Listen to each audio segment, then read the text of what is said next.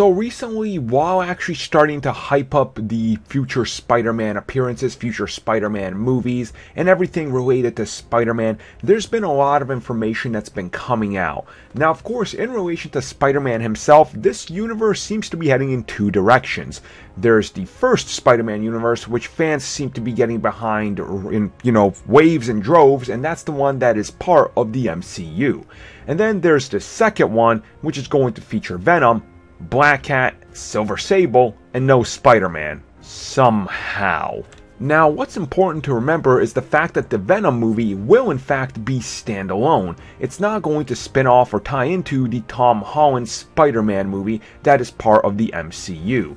So recently, when Tom Holland was being interviewed and asked about future installments and some of the characters he would like to see appear in it, he says, and I quote, "Well, I love Doc Ock. I think Spider-Man 2 is one of the greatest superhero movies ever made." Now, as you guys know me, I'm not gonna lie, Spider-Man 2 is one of my favorite movies of all time. Not just comic book movies, I mean films of all time. I think it's absolutely tremendous what that movie did for its time and still how it holds up today as a pinnacle of the best Spider-Man movie we've ever had.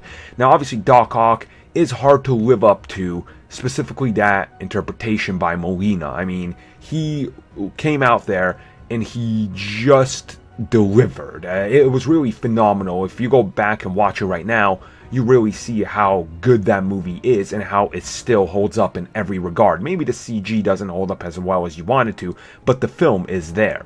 But then, Tom Holland also said this, "But I think Venom is someone I'd love to kick the crap out of one day."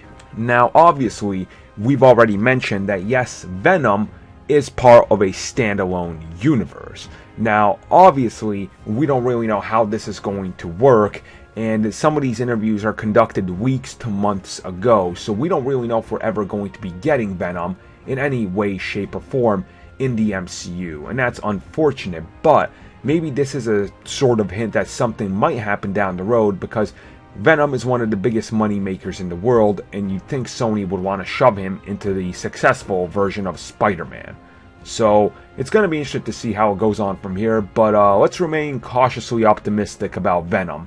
And hopefully, we can get a Venom version in the MCU one day. So you guys let me know your thoughts about what he said down below.